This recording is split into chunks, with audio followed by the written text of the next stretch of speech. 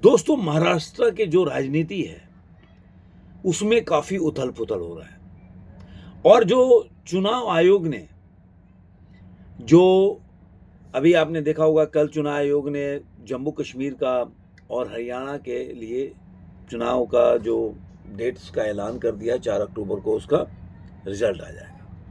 लेकिन जो लोग इंतज़ार कर रहे थे महाराष्ट्र का, वो लोग को बोल सकते हैं कि निराशा हुई, जैसे जो न्यूज़ वाले हैं उनको। अब पॉलिटिक्स में क्या है, इसमें मुझे ऐसा लगता है, मेरा अपना है कि बीजेपी कहीं न कहीं उसको लगता है कि महाराष्ट्र में अभी चुनाव करा के उनको घाटे का सौदा होगा। और मुझे लगता भी है, क्योंकि मैं महाराष्ट्र मुंबई में रहता हूं, तो मुझे पता भी है। उसका वजह ये है कि मेरा ऐसा मानना है कि बीजेपी का जो वर्कर है, देखिए बीजेपी मोदी जी के नाम पे वोट देते हैं, मैं आज भी बोलता हूं, चाहे वो असेंबली का इलेक्शन हो, चाहे वो लोकसभा का इलेक्शन हो। जितने भी हमारे एरिया में लोग रहते हैं, बिल्डिंग्स हो गए हैं, जो सोसाइटीज़ हैं, उसमें अगर जो भी बीजेपी को वोट देता है ना, तो वो मोदी जी के नाम पे देता हो। कि यहाँ से, हमारे यहाँ से शिवसेना जो शिंदे साहब के वो चुनाव जीते हमारे एरिया से। लेकिन कोई, मैं खुद नहीं जानता था कि वो कौन से मतलब कौन सा कैंडिडेट है यहाँ से जो लड़ रहा है। लोग शिवसेना को वोट दिए क्योंकि वो बीजेपी के साथ चुनाव लड़ रहे हैं। तो बीजेपी पैनिक मूड में है, जिसकी वजह से मुझे ऐसा लगता है कि बीजेपी इस डेट में के साथ ऐलान नहीं करना चाहती है, या चुनाव के तारीख को अभी वो लोग कंफर्टेबल फील नहीं कर रहे थे कि इस समय चुनाव हो। और इस बात को लेकर महागाड़ी जो गवर्नमेंट है, जैसे जो उद्धव ठाकरे का शिवसेना है, या एनसीपी है शरद पवार का, और कांग्रेस का, वो लोग खुश हो रहे थे। जिसमें ज़्यादातर आप देखेंगे तो उद्धव ठाकरे को कई दिनों, एक महीने के अंदर उनका काफ़ी, बोलते हैं, पॉलिटिकली काफ़ी एक्टिव रहे हैं। लेकिन अब ऐसा लग रहा है कि शिवसेना और जो शिंदे साहब का और बीजेपी का, मतलब एनडीए मान लीजिए या महायुति मान लीजिए, वो जितना घबराए हुए थे आज के टाइम में, अब मुझे लग रहा है कि उससे ज़्यादा महागाड़ी में भी घबराहट है। क्योंकि जिस तरह से खबरें आ रही हैं, अभी आपने देखा होगा कि तीनों महागाड़ी की बैठक हुई, उसमें उद्धव ठाकरे ने बोला कि मैं, पहले तो वो दिल्ली गए, वो चाहते थे कि सीएम के कैंडिडेट उनको बनाया जाए, लेकिन वहाँ से उनको कोई ऐसा, जो बोल सकते हैं कि रिस्पॉन्स नहीं मिला।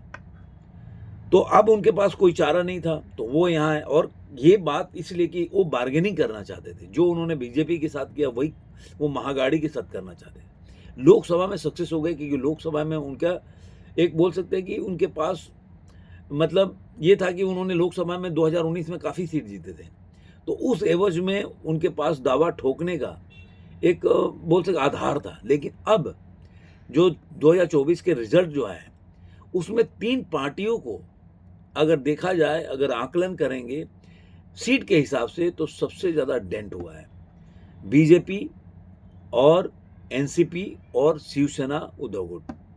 ये 3 पार्टियों को, जिसमें सबसे ज़्यादा आप एनसीपी को बोल सकते हैं, जो अजीत पवार का है, और बीजेपी और शिवसेना उद्धव ठाकरे का, इनको कहीं ना कहीं बहुत डेंट हुआ है, निराशा हुआ है इनके रिजल्ट से। इसमें सबसे अच्छा प्रदर्शन जो बोल सकते हैं कांग्रेस का रहा है, एनसीपी शरद पवार का रहा है, और शिंदे साहब का, शिवसेना का भी प्रदर्शन अच्छा रहा है। लेकिन ये 3 पार्टियां जो हैं, वो बहुत ही निराशाजनक प्रदर्शन रहा है। वोट शेयर अलग है, वोट शेयर के आकलन नहीं करेंगे, क्योंकि पहले इस पर मैं वीडियो बना चुका हूं, तो उसके बारे में बात करके कोई मतलब नहीं है, क्योंकि विषय अलग है। तो अब जो असेंबली का चुनाव इस 2024 में होने वाला है, तो जो बार्गेनिंग वो लोकसभा के टाइम पे कर चुके हैं, अब उनको वो मौका नहीं मिलेगा। क्योंकि आप देखिए कि जो कांग्रेस 1 से 13 पे पहुंच गई, और सांगली से मेरे ख्याल से उन्हीं के कैंडिडेट थे, कांग्रेस का निर्दलीय लड़े, और वो वहाँ से वो जीत गए। तो देखा जाए तो जो कांग्रेस को जो फायदा हुआ है, जो एनसीपी 10 में से 8 सीट जीत गई, तो आज, और ये 21 में से केवल 9 सीट जीते, तो इनके प्रदर्शन में अब वो बार्गेनिंग नहीं कर पाएंगे। तो अब ये पैनिक मूड में है उद्धव ठाकरे या उनका शिवसेना। तो वो अब जो कल का जो उनका मीटिंग हुआ, वो चाहते थे कि किसी तरह से घोषणा हो कि कोई तो ऐसा कैंडिडेट हो जिस पे मतलब वो चाहते थे कैसे भी सीएम के कैंडिडेट का ऐलान हो, उसके बाद वो नया स्ट्रेटेजी अपना लेके आते। लेकिन कांग्रेस जानती है या एनसीपी शरद पवार भी जानते हैं कि अगर उद्धव ठाकरे को सीएम का कैंडिडेट बना देंगे तो उनके पार्टी में निराशा होगा, और ये निराशा होगा, और उनके जो आप देखिए जितने भी वोट मिले हैं 2024 के चुनाव में उद्धव ठाकरे को, वो ज़्यादातर वोट जो है कांग्रेस और एनसीपी के वोट है। सिर्फ जो कोर वोट है शिवसेना का, केवल 4% उनको वोट मिला है। इसमें शिंदे साहब को ज़्यादा वोट मिला है, 14% के आसपास। तो वहाँ पे जो अपने वोटर हैं उसको वो खींचने में उद्धव ठाकरे फेल हो गए। और अब जो मुस्लिम देख रहे हैं कि मुस्लिम जो मतदाता थे, जो उन्होंने वोट दिया था इनको, वो इनके आजकल एक टाइम था जब मातोश्री के सामने कोई भी प्रदर्शन नहीं कर पाता था, जब बाला साहब का टाइम था।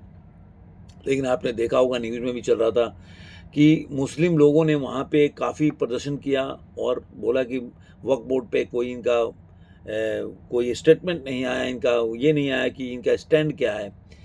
तो अब वो पूरी तरह से मुस्लिम मतदाता भी नाराज़ हो रहे हैं। और अब वो अगर हिंदू वोट को, जो कि शिवसेना का एक कोर वोट है, और वो अगर पकड़ना है तो उनको कहीं ना कहीं अपने को सीएम के रूप में अगर उनको सब लोग मान ले तो उनके जो वोट है वो छिटकेंगे नहीं। और मान लीजिए कि सुप्रिया सुले जो कि पवार साहब की लड़की हैं, अगर उनको सीएम का कैंडिडेट बनाया गया तो जो ये मानना होगा कि जो कोर वोटर है शिवसेना के, जो वो आप देखेंगे तो छटक के वो कुछ बीजेपी में जाएंगे, कुछ शिंदे साहब के साथ जाएंगे।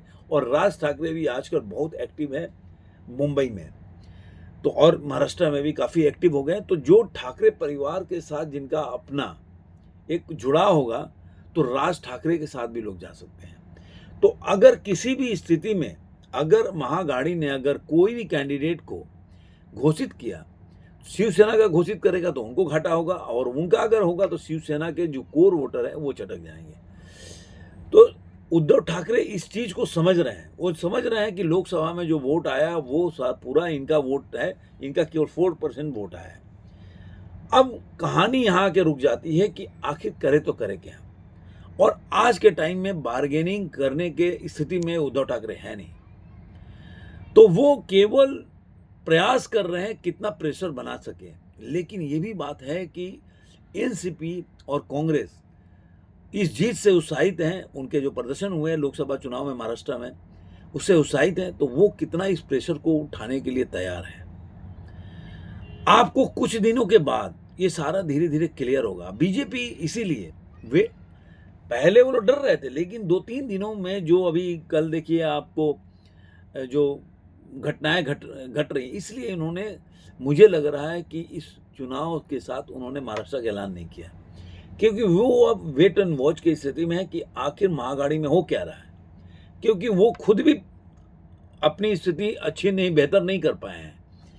तो वो अब देख रहे हैं कि महागाड़ी में ऐसा कुछ हो जिससे कि उनको फायदा मिल सके। और वो वेट भी इसलिए भी कर रहे हैं कि अजीत पवार जो है, उनका जो है झुकाव अब धीरे धीरे वो शरद पवार के एनसीपी में जाने का ऐसा लग रहा है कि वो चले जाएंगे, क्योंकि वो जिनका स्टेटमेंट है कि मेरे को मेरी अपनी पत्नी को सुप्रिया सुले के खिलाफ नहीं लड़ाना चाहिए था।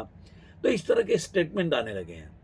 भले ही सुप्रिया सुले ने उसका जवाब भी थोड़ा सा तीखा दिया, लेकिन ये करने लगा। और अब जहाँ से वो लड़ते हैं वहाँ से अपने छोटे बेटे को लड़ाने का प्रयास कर रहे हैं। तो ये सारा चीज़ें ऐसी घटनाक्रम चल रहा है कि अब 1 महीना में आपको धीरे धीरे पता चल जाएगा कि कौन कहाँ पे है और ऊँट किस करवट बैठेगी। तो महाराष्ट्र के जो पॉलिटिक्स है, आपको बहुत जल्दी बहुत चीज़ें उलटफेर देखने को मिलेगी, ऐसा मेरा मानना है। आपको इस पे क्या कहना है जरूर कमेंट बॉक्स में बताइएगा। फिर मिलेंगे किसी और वीडियो में। आज के अंक में इतना ही।